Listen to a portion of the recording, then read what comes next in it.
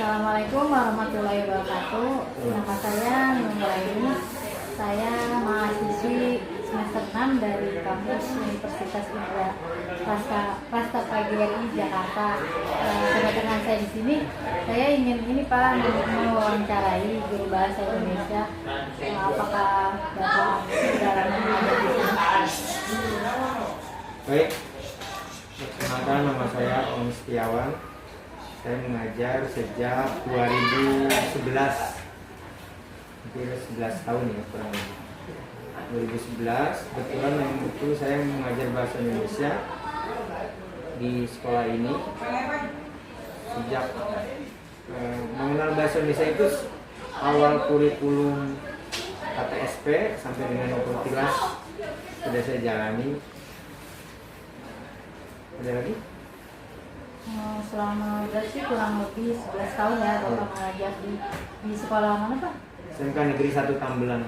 Tepatnya di daerah Kabupaten Bekasi. Selama 11 tahun ini Bapak menggunakan atau metode apa yang Bapak mengajar selama di SMK? Mungkin paling sering tersentuh adalah metode ceramah. Ya. Tapi selain itu banyak yang sudah saya lakukan. Selain ceramah mungkin contextual teaching and learning (CTL), kemudian inquiry, kemudian juga ya, sering juga dengan menggunakan diskusi kelompok.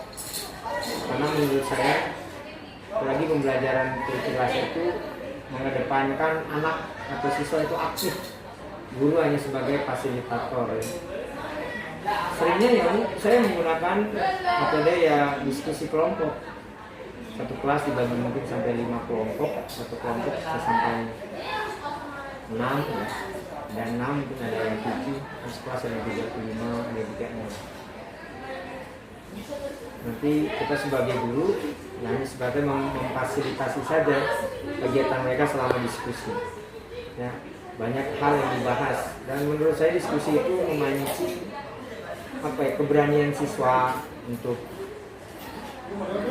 membuat pertanyaan, kemudian menjawab, menyanggah, bahkan mungkin mendebat, ya, sehingga nanti muncul partisipasi yang benar-benar pure dari anak, bukan berdasarkan kemauan guru, bukan berdasarkan keinginan guru.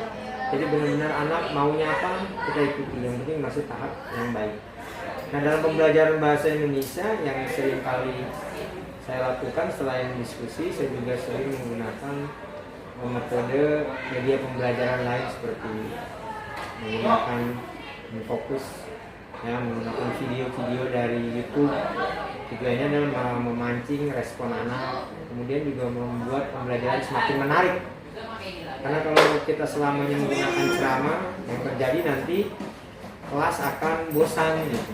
Anak-anak cenderung ngantuk dan saya rasa pertanyaan yang kita minta itu sulit keluar dari mulut anak karena yang ada di benak mereka hanyalah kebosanan mendengarkan gurunya ngomong. Itulah mengapa saya sering mengatakan di kelas bahwasanya belajar itu adalah sebagian besarnya bermain dalam artian mengarahkan siswa jangan sampai kesannya dia sedang belajar. Saya ajak dia bermain, bahkan saya sering ajak mereka ke lapangan untuk ketika pelajaran tentang puisi, saya bawa ke lapangan, saya suruh mereka membuat judul puisi berdasarkan benda-benda atau objek yang ada di sekitar lapangan. Rumput-kah, bunga-kah, semut atau yang lainnya, burung dan sebagainya. Itu pernah saya lakukan dan itu ternyata lebih disukai siswa. Ya, siswa akan lebih merasa hal yang baru gitu. Selama ini kan mereka hanya diam di dalam kelas. Itu barangkali. Berarti yang tadi semua Bapak uraikan itu cara mengajar tatap muka ya Pak? Betul. Waktu di zaman belum adanya COVID-19, lalu sekarang bagaimana Pak cara mengajar Bapak seperti apa gitu dalam masa pandemi saat kemarin ini? Di pandemi kan memang anjuran pemerintah ya, tidak ada tatap muka. Kita belajar 100% di rumah lewat online. Media yang sering saya gunakan tidak jauh, pasti mungkin sama ya dengan ini juga ya. Lewat Google Classroom dan WhatsApp group biasanya. Memang ada kendala yang apa ya, terasa sangat beban begitu berat buat guru dan siswa. Kita tidak bisa tatap muka kan berarti mengurangi intensitas kita ketemu gitu. Kemudian gerak wajah kita, gestur tubuh itu mengurangi jauh. Yang berarti artinya pembelajaran tidak maksimal. Ya karena memang belajar itu kan seharusnya tatap muka gitu kan. Biar tahu gerak mulut dengan gerak tubuh itu seperti apa. Sementara di online itu kita seringkali mengalami kendala seperti itu. Dan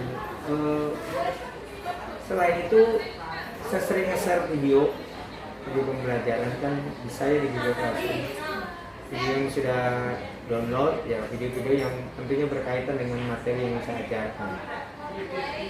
Yakin pasti banyak kekurangan di masa pandemi, makanya pemerintah di akhir-akhir pandemi yang membolehkan tatap muka sebagian untuk wilayah kami di Kabupaten Bekasi, terutama di Kecamatan Tambelang itu 50% akhirnya. Itu lumayan, kita bisa mengurangi kejenuhan belajar di rumah. Sisanya nanti minggu depan gantian yang belum gitu ya. Kadang 2 hari sekali gantian. Jadi memang pembelajaran di masa pandemi ini sangat menguras semuanya, tenaga, pikiran, termasuk ya biaya pembelajarannya sangat mahal karena menggunakan kuota. Menjadi kendala adalah anak-anak yang di rumah tidak punya wifi ya, kemudian handphonenya juga pinjam dari kakaknya. Kadang-kadang ketika ada tugas mereka sering terlambat mengumpulkan, itu kita maklum. Itu barangkali. Berarti banyak terkendala juga ya Pak dalam sangat. masa pengajaran di pandemi. Sangat. Ya. Baik Bapak, terima kasih atas waktunya. Maaf tidak merepotkan. Ya, semoga Bapak dan keadaan sehat selalu. Amin. Assalamualaikum warahmatullahi wabarakatuh. Waalaikumsalam warahmatullahi wabarakatuh. Sama-sama. Terima kasih Mbak sudah mau mengunjungi tempat ini. Semoga semuanya dipermudah oleh Allah Subhanahu wa taala. Sehat selalu juga ya.